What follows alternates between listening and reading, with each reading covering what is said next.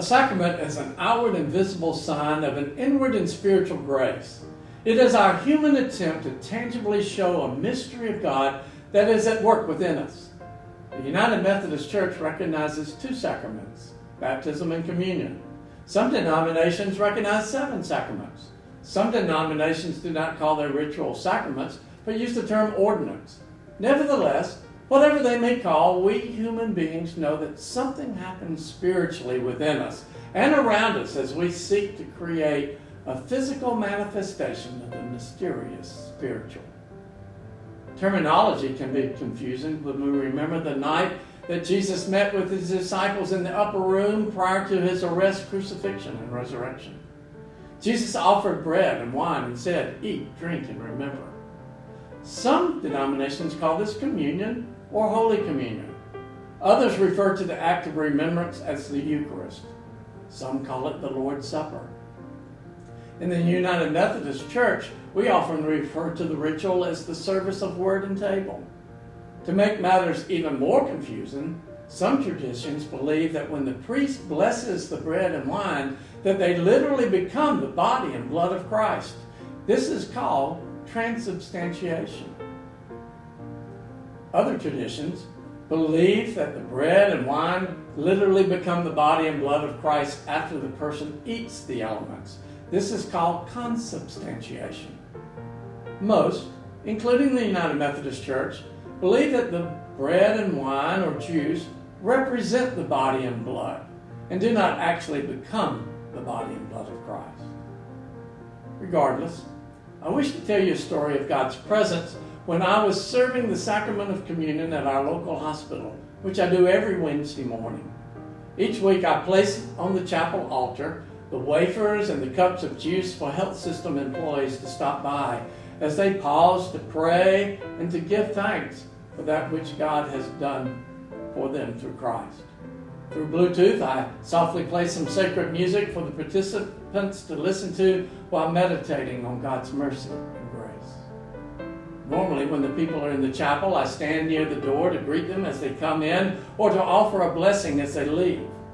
On one Wednesday, one of the physicians came to the door to talk, and so as not to disturb those on the inside, I stepped out into the hall.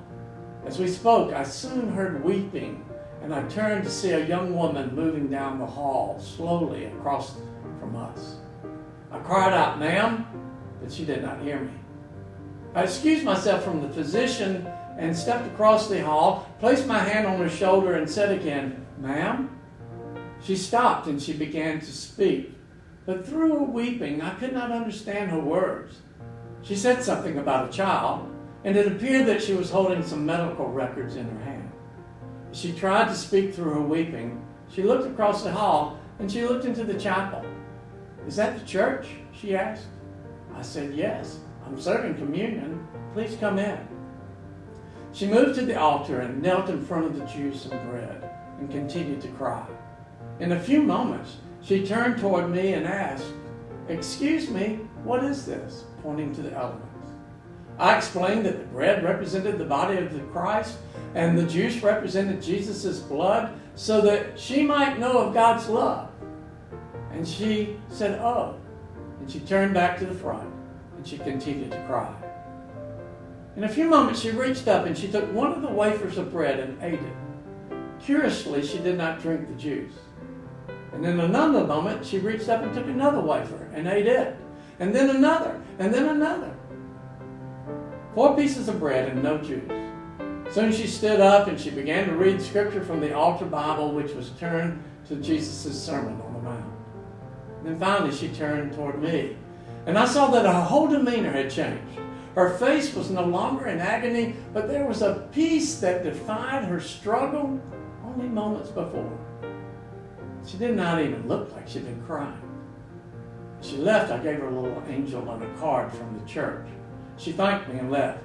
Shortly after, she returned and said, "Excuse me, but could I have another angel for my mother?" I gave her another angel, and with that, she was gone. What happened there at the altar as she ate the bread? Surely something happened. It's a mystery.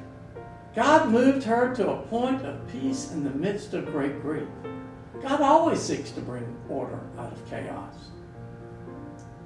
What happened? It doesn't matter. It's a mystery when we discover God's love. So let's not fall into the temptation of placing God into a box. Rather, let us open ourselves to the mystery found in the awe and wonder of God's presence in ordinary things.